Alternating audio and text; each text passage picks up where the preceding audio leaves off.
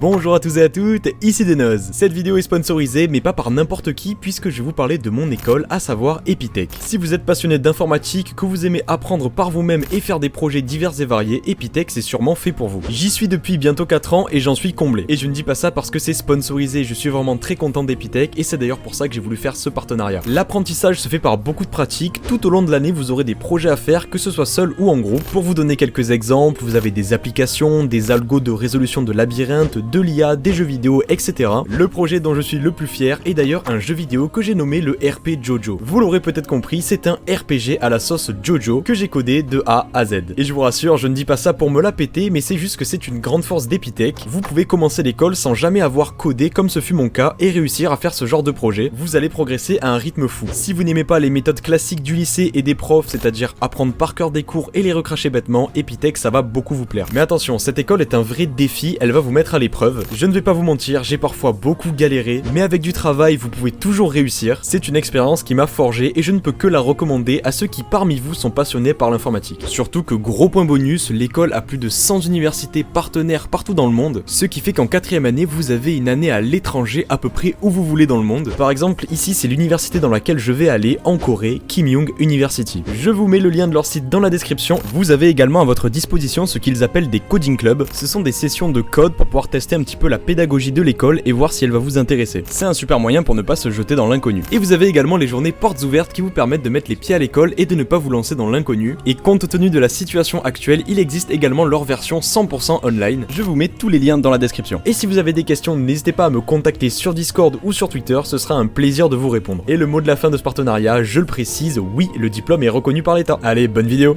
Après cette longue intro, il est grand temps de commencer cette vidéo sur les marques et les publicités dans les animés. Alors quand je parle de marques et de publicités dans les animés, c'est au sens large du terme, parce que vous allez le voir, mais dans cette vidéo, on va parler de placement de produits, mais également de fausses marques qu'on pourrait retrouver dans les animés. On va également s'attarder sur des spots publicitaires, bref, il y aura un petit peu de tout, mais le thème général, ça reste les animés et les marques qui font des collaborations. Le Dr Paper et Steins Gate. J'étais obligé de commencer par ce cas de figure. Pour ceux qui me connaissent, Steins Gate c'est tout simplement mon animé préféré et ça depuis un long moment. Et donc forcément j'étais obligé de vous en parler avec son fameux Dr Paper qui revient fréquemment dans l'animé. Et justement quand plus tôt je vous parlais de fausses marques qui avaient été créées pour des animés, eh bien c'est le cas du Dr Paper de Steins Gate. En effet ce n'est pas le Dr Paper mais c'est le DK Paper. Un dérivé, une fausse marque qui a été utilisée et inventée car il n'y a pas eu d'accord commercial entre l'animé et la marque. Ça n'empêche que les bouteilles sont très reconnaissables, pas de doute sur la marque. Et elle est même devenue assez iconique puisque durant tout l'animé on voit assez souvent du Dr Paper, il y a même des gags là-dessus, sur internet il y a même certains mèmes, et certaines figurines de Steins Gate dont une que je possède donc je peux vous le montrer en direct, vont utiliser la fausse marque du Dr Paper. Bref, c'est un clin d'œil assez sympa à cette boisson même si non officielle, et pour tous les fans de l'animé, peut-être que quand vous buvrez du Dr Paper ça vous rappellera l'œuvre. Bref, on passe à la marque suivante qui cette fois-ci est bel et bien un placement de produit.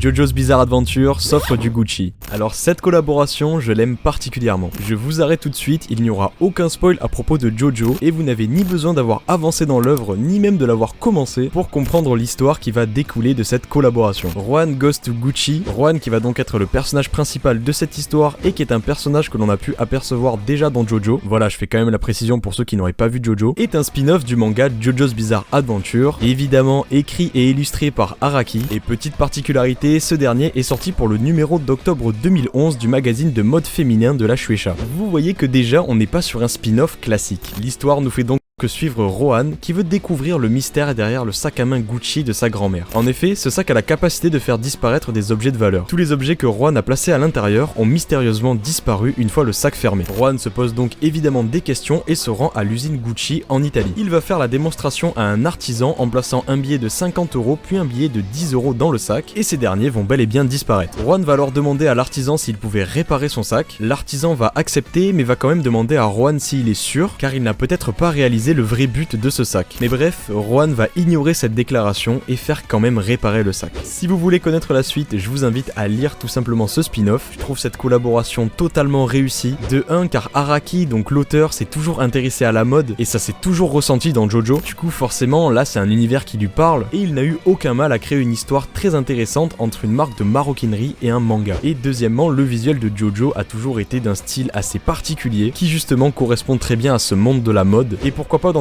Dans un potentiel épisode 2 de cette série de vidéos sur les marques dans les animés, je pourrais vous parler de la deuxième collaboration entre Gucci et Jojo. Enfin bref, je m'égare un peu et c'est parti pour le prochain placement de produit.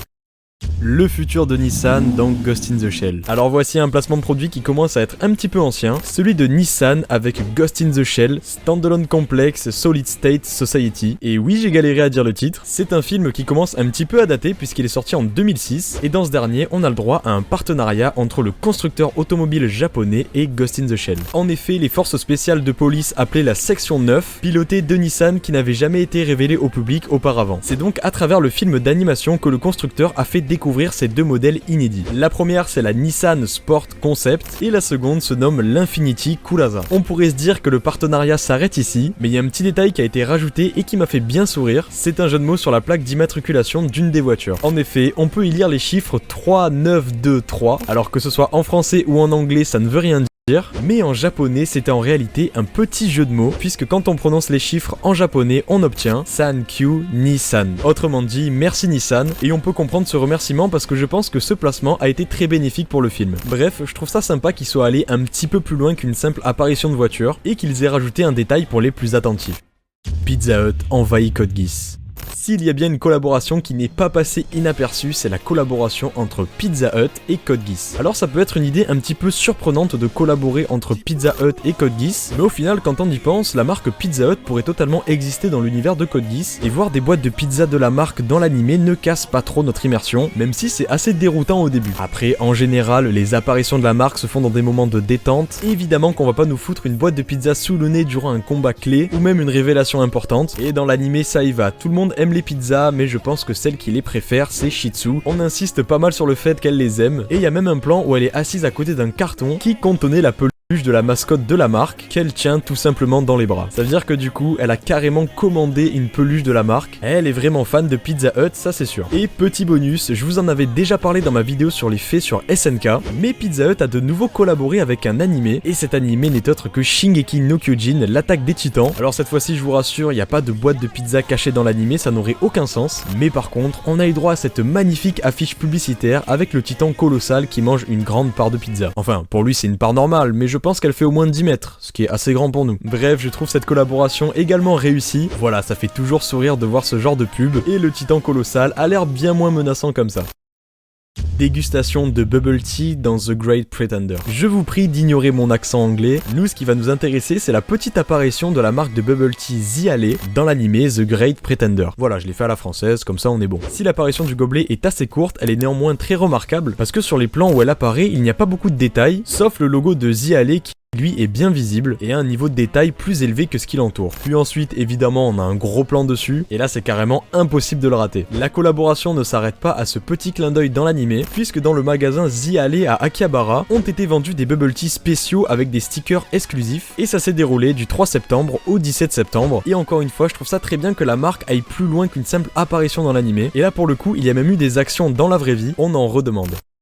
Briser la pierre avec un Snickers. L'animé Dr Stone a fait la promotion des barres chocolatées Snickers durant un spot publicitaire de 30 secondes. On y voit le personnage principal Senku utiliser un sneaker pour pouvoir libérer un homme de la pierre. Et d'ailleurs, cet homme ce n'est pas n'importe qui puisque c'est un acteur japonais du nom de Koki Kusanagi. Alors évidemment, nous en France on n'a pas la ref, ou en tout cas je pense qu'on n'est pas très nombreux à l'avoir, mais ça doit faire bizarre comme ça de voir un acteur dans un animé qu'on connaît, je sais pas, genre Cadmerade dans One Piece ou Gérard Depardieu dans SNK. J'ai envie de chialer. C'est beau ça. Et la collaboration entre Sneaker et Dr Stone ne s'est pas arrêtée là, puisqu'il y a eu une campagne sur Twitter où la marque Sneaker a demandé la composition scientifique des barres et comment est-ce qu'on pourrait les reproduire dans le monde de Dr Stone en prenant en compte le contexte de l'animé. Les 40 000 personnes qui ont répondu juste se sont vues offrir une barre de Sneaker, et franchement je pense que vous serez d'accord avec moi, mais des campagnes publicitaires comme ça, on adore. Enfin bref, c'est déjà la fin de cette vidéo, j'espère que celle-ci vous aura plu. Comme d'habitude, n'hésitez pas à la liker et à vous abonner à la chaîne. Sur ce, moi je vous laisse, on vous souhaite une bonne journée ou une bonne soirée, c'était Denoz, allez bye bye.